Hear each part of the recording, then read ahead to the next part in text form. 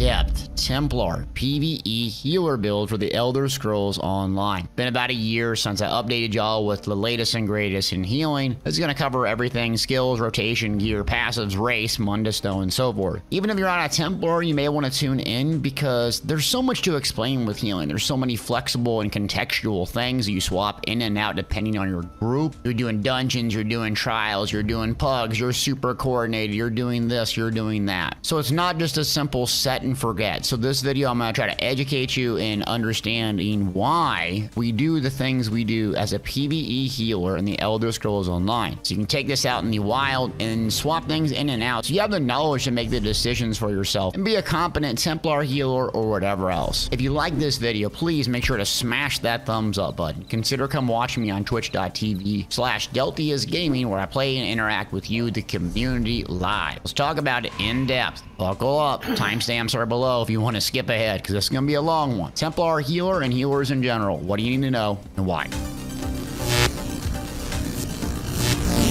So before I cover skills and everything, you need to conceptually understand what it is to be a PvE healer. In typical other MMOs, PvE healing is all just about healing. That's far, far, far from the truth in ESO. Healing is the basics of what you do, but what makes a really good PvE healer is having high uptime on buffs. The more damage, resource added sets, buffs, rotations, skills, and everything that you can add, the better your team's going to do. The quicker the boss is going to die, the less mechanics you encounter. So believe it or not, maintaining a decent amount of heals per second is great, thumbs up, but maintaining a super high uptime, what separates the average into the S tier healers, is what your goal is. So when we take account in this video, you need to conceptually understand it's not just about spamming Breath of Life here and there. It's about having high uptimes. You need to know the mechanics of your build, not somebody else, so you can get the most uptime, adding the most damage and resources to your group.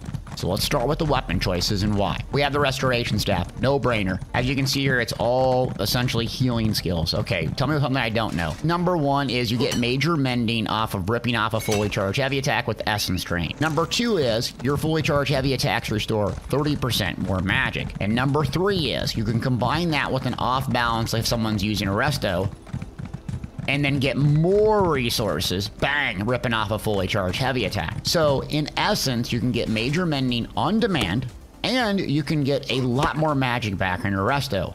Ironically though, a lot of gear sets that we're going to be using as a PvE healer are going to want us to do fully charged heavy attacks on destruction staff bar. But just realize you're out of gas, you don't know what to do, get to your resto. The passives tell you to do this to get the most out of your magic recovery. Number two, destruction staff. There's a lot to explain here. Essentially, there's three choices. I'm going to go in order. Ice is the preferred, fire is the second, and lightning is the third.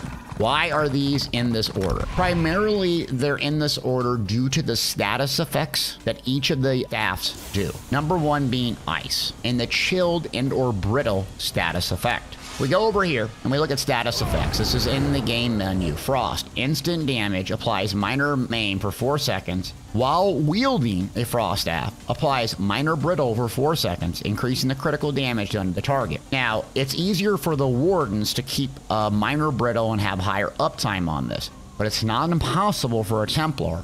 Minor brittle adds a ton of damage. For a fire staff, you're going to get burning. This is going to add a lot of damage over time to your individual target or in an AoE. And then we have lightning staff. Lightning staff is the one that I typically like running. And the reason why the lightning staff works is it sets enemies off balance. We talked about off balance a little bit earlier. You see this? Off balance, you can rip it off. Another advantage of this staff is you can fully charge heavy attack and just look all over the place. And it's so much easier to land a fully charged heavy attack. With a fire staff, you have to rip it off and just pray to Talos that it goes to the right target. So let's do a demonstration. So ice staff on my front bar, fully charged, and then bang. Kind of have to aim it where that little reticle is, right? Back over here, lightning staff, don't have to aim it. Just as soon as you start channeling it, it starts working. Much beginner friendly. It's a lot easier to get resources off, but it's not considered meta. Another advantage to the ice staff is when you block, you get mitigation comparable to sword and shield. So having on your back bar blocking is very advantageous. Not to mention when you use the blockade skill, if you're going to use that, It's going to give damage shield and cause immobilizations, where Blockade of Fire is going to do a lot of damage. And then Storm is going to set enemies off balance. So if this is overly complex and I'm not explaining it very well, I would start with an Ice Staff, is looking at the best in slot. Fire right in between. And then Lightning is a lot easier to rip off fully charged heavy attacks, sustain, and setting off balance. Something you need to know also as a PvE healer is we're going to get the champion points a little bit later, but they added a slottable here called Exploit. This used to be in the old champion point system. Well, people aren't using it anymore. The reason why is off balance is right around 7 seconds or something like that, maybe 7 or 10 depending. And it's going to have a huge cooldown of 15 seconds. So you're not going to have 100% uptime with off balance. Otherwise, everyone would take this. The old system was passive, meaning mandatory lightning staffs on everyone, and this is the reason why. On all of your healers, but not anymore. It's slottable, you can't keep 100% uptime, it's not reliable, single target or in an AoE. So that's why lightning staff isn't considered best in slot anymore.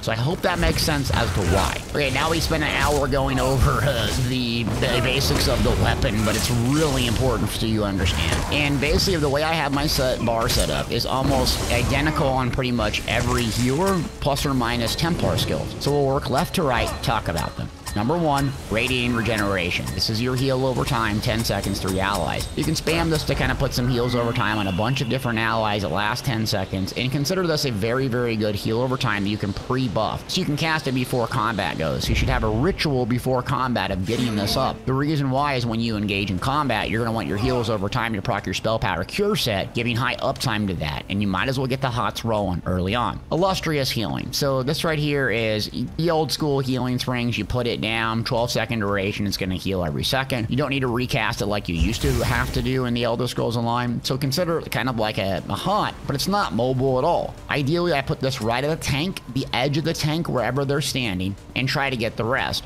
So if this little crab here is a tank, I'd put it right there. And the reason why is, in typical PvE, the tank should be the opposite side of the boss. So the tank should be essentially right here. Your DPS should be kind of in melee range on top of it, and the healer should be in like a diamond formation, if you will. All spamming their heals, keeping the heals over time, and keeping that springs, if you could, on the tank and the rest of the group. I'll explain a little bit why later. But consider the diamond formation very, very important for you to know. So we have these two essentially heals over time, one mobile, one not so mobile, and then we have Combat Prayer. It gives you minor berserk and minor resolve. I consider this DPS dust. It is actually a better burst heal in some situations for PvE than Breath of Life, because Breath of Life, which we'll touch on a little bit later, only gets a couple targets. This gets everyone. Going back to our diamond formation, heal over time, DPS dust. Strike down your staff and it goes right through, right? So you want to be able to hit as many people as possible and get as high as uptime as possible. So now the uptime on this is 10 seconds. So consider this your priority because it adds so much DPS to your group. Even if people are wearing Kinras, they don't have 100% uptime on it. It's fantastic. And now we're going to have a long-winded talk about energy orbs and why it's so important. But there's a couple ways to get resources back and synergies, right? So we have a specific one for the Templar called Luminous Shard. Love Lumi Shards. The reason I don't necessarily always use Luminous Shards is because it's pretty specific to tanks. Like, I can chuck it, right? I can put it at my feet, I can throw it 28 meters. So it's really nice, and it gives a unique resource back of magic and stamina. Not one or the other, whatever's highest. The issue here with energy orbs is it does so much for us. It heals as it travels. You can pop these synergy to explode, and you get either magic or stamina, whatever's highest. If you don't know, synergies are incredibly important in endgame PvE due to this undaunted command passive. Activating synergy, 4% of your max health, stamina, and magic. So the more synergies that you can provide, the better sustained your group is. The better sustained your group is, the more damage-producing sets that they can run. This is a reason why you want a lot of synergies and why almost every healer runs Energy Orb, because multiple people can activate it and it goes through the group and it heals like an absolute missile. It's also 10 seconds. So you can see pretty much here, right? 10 seconds, 12 seconds, 10, 10. Now we have Breath of Life, so I don't necessarily just sit here and spam Breath of Life. If you have 3 to 4 hots rolling on your group, your heals per second should be so high that the only reason you would need to use Breath of Life is that your tank got a big, huge AoE damage or something, they missed a heavy attack or something like that, and they're not one shot, but they're about dead. That's an instance where you'd spam Breath of Life. Or if all your hots are rolling and you get in a critical moment and you're playing with the Warden, who's pretty much all heals per second, you spam Breath of Life. Very rarely do I sit there and just chuck on Breath of Life and pray to God that everyone survives. Because if you're going through your rotation properly, your heals per second should carry the survivability of your team, not breath spamming. In a dungeon, this is really useful. It doesn't require an aim. That's the reason Breath of Life is so spectacular. I can just sit here and go bang. It's gonna go to whoever. Then 28 meters in a circle, right? That's why it's such a new player-friendly ability, is that auto cast. You don't have to aim it, set and forget. Very useful in dungeons, not as useful in trials when there's 12 players. So now we have some options for ultimates to run. So Alliance War, this is actually by far the best reviving barrier for defensive ultimate. Simply slotting it, if you have your PvP maxed out, gives you increased magic recovery by 10%. Yes, I know people can't stand PvP and get this maxed out, but if it's your main character, consider getting this, consider taking this morph. It's a massive amount of ultimate, but it lasts 30 seconds. It gives a huge damage shield, and it heals over time. It's your oh crap moment. Don't know a new dungeon, spam a bunch of barriers. You can get through almost anything as long as it's on a heavy attack, one-shot mechanic using barrier. You're a brand new player, can't stand PvP, I would just throw on Remembrance. It's not mobile at all, you can't move. But as long as you're not like in a one-shot mechanic, it's just gonna heal everyone incredible. And plus it gives major protection. Let's say you got that, and one that I use frequently in dungeons when I don't know mechanics is Life Giver. It's not meta strat for PvE, but it's mobile. So you cast this and it casts do. All three of these right here, all at once. Radiating, Combat Prayer, and Steadfast War, which means you need to level these up, max them out, and have them morph, especially if you're gonna use Life Giver. It's an oh crap, low-cost ultimate that's mobile, especially if you're blowing through your magic. Great alternative reviving barrier. So that's our front bar. How this would look is, pre-combat, I started to get everything started to rock and roll, and I'm hanging back by the group. I chuck where we're gonna go. I do a DPS dive. I'm light attack weaving just because I can't turn it off. And then as soon as we pull up to the group, I'm hitting this. So then again, it's 10 seconds pre-buff, put my circle down where we're going, Combat Prayer, or bar swap. So those heals are rolling. Now when I get to this bar, I got probably about 4 or 5 seconds, aka 3, 4, 5 global cooldowns before I get back to my front, and guess what we're gonna apply on our front? Combat Prayer, because it increases the DPS. We're gonna throw an orb, heal over time, circle. Okay? So pre-buff, Combat Prayer, orb, circle, bar swap. Now let's talk about Bartuzzi. So I have a lightning staff on. I'm in my dungeon PvE setup, so I'm not going to go through that just quite yet. And yeah, the foundation of what the Templars use, and that's channeled focus. So channeled focus gives you resistances. It heals you while you're inside the room, but also gives you magic recovery, whether you're not in the rune or not. It doesn't really matter. It's very, very useful. And you also get a bunch of different juicy passives with this. So one specifically is minor mending up to 4 seconds after leaving the rune or while you're standing in it. So channeled focus is like building your house. Magic recovery resistances.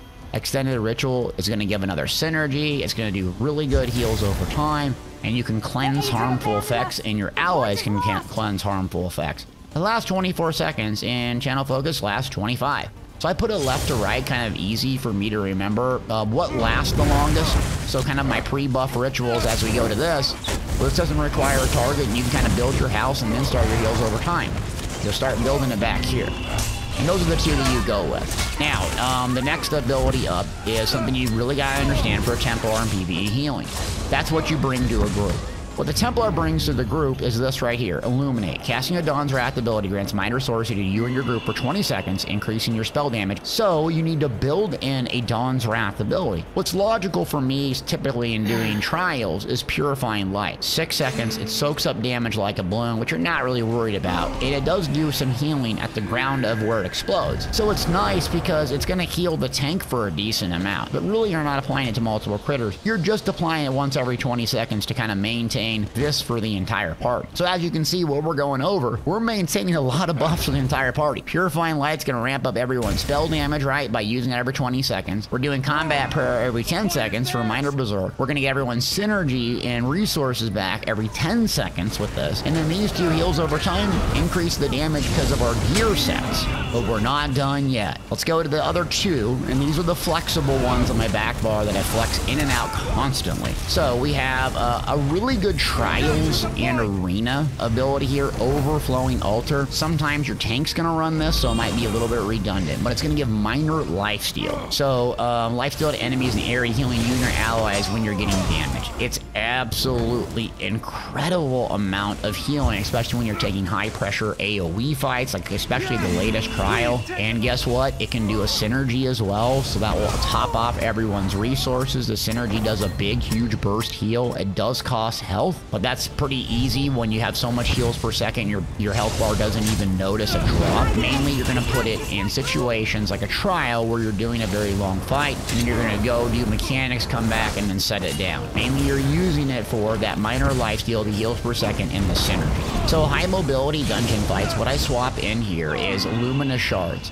Again, energy orbs will do really well, but if we're doing like Coral Airy hard mode and the tank's 30 meters off, I'll just kind of run in close, chuck a spear, and then chuck an orb basically for the DPS. But that's a useful flex spot there. Also, another flex spot is Echoing Vigor. We're going to touch on this a little bit later, but this is a good skill. It's an AoE heal. It costs stamina, and it's very nice because it actually procs a really useful set called Powerful Assault. A lot of tanks aren't running Powerful Assault anymore because they're so far away from the group typically that no one really gets the buff. So putting it in my 4 key, if I'm not going to use the altar and keep it up as high as I can, is really good. Caltrops, believe it or not, you can also use instead of Echoing Vigor.